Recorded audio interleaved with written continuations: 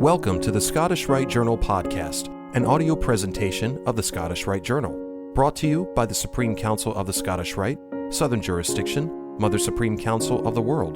This week's article is The Lion's Paw Masonic Promotion of 1944 by Matthew T. Zdramoski, 33rd degree, and comes from the November-December 2022 issue of the Scottish Rite Journal.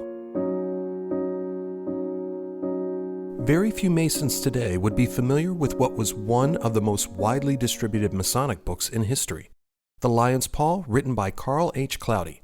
How could a book that had more than 700,000 copies printed in 1944 be almost forgotten today? Brother Cloudy was born on January 13, 1879 in Washington, D.C.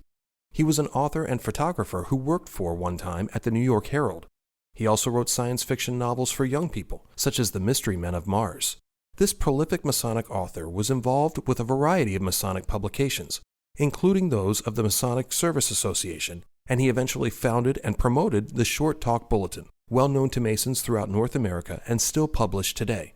Brother Cloudy quickly rose through the Masonic ranks and served as Grand Master of the District of Columbia in 1943.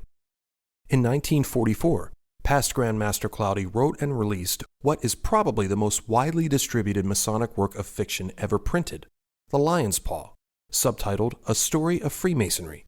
It is worth noting that the book was released in the year that the United States and her allies would begin significant operations to end World War II, from the landings at Normandy to the island-hopping campaigns of the Pacific. This is especially poignant when the book mentions our junior warden and our junior deacon lie in honored graves somewhere in France.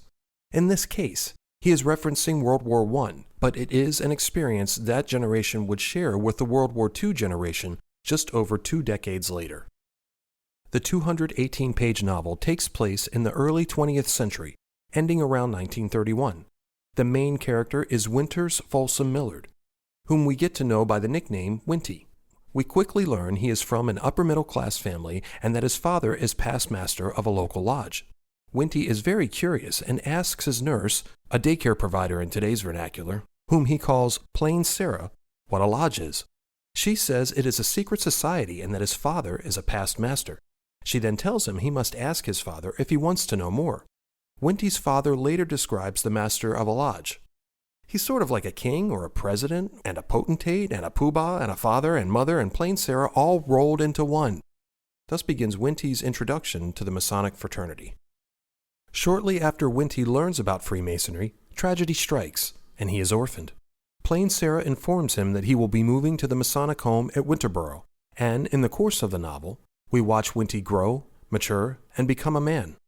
Winty goes through many difficult periods in life, including business theft, love interests that fail and succeed, World War I, and much more. The book demonstrates the role Freemasonry plays in each stage of his development.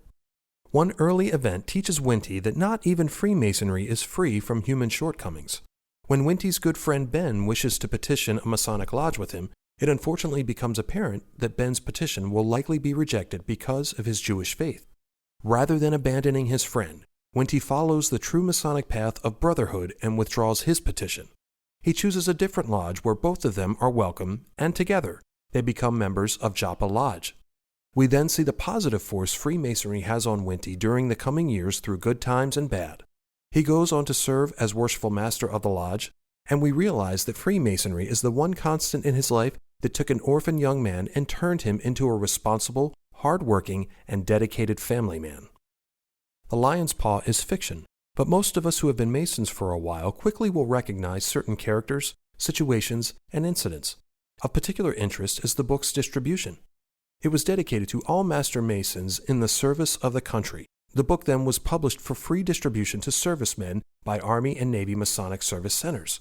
These centers were sponsored by the MSA and others throughout the country and the world. Potentially, millions of men may have read a copy of this book at one of the centers. Certainly, hundreds of thousands of copies were picked up by servicemen from 1944 to 1945. A question arises out of this. Did the Lion's Paw help encourage the tremendous growth in the Masonic fraternity following World War II? While we may not be able to answer that question, it is reasonable to conclude many interested candidates were inspired by reading the book to knock on the door of the lodge. The lion's paw is probably the best example of promoting the virtues of the Masonic fraternity to non-Masons.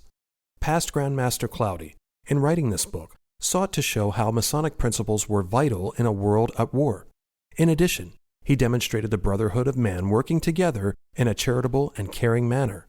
The book set an example from which mankind still has much to learn, even today. Despite the hundreds of thousands of copies that were produced, I only have seen a handful of copies over the years.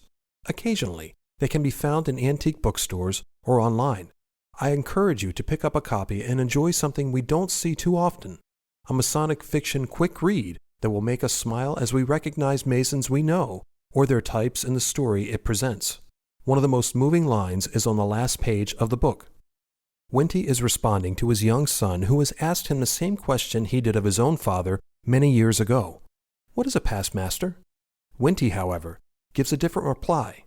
A past master, my son, is a Mason who has learned the real meaning of the lion's paw. Like and share this article, and don't forget to subscribe to the channel. If you wish to comment, please leave one, and as a reminder, hit the notifications bell. Any accompanying photographs or citations for this article can be found in the corresponding print edition. The Scottish Rite Journal is published by the Supreme Council of the Scottish Rite, Southern Jurisdiction, Mother Supreme Council of the World. Mark Dreisenstock, 32nd degree, KCCH, Managing Editor. I'm your host, Matt Bowers.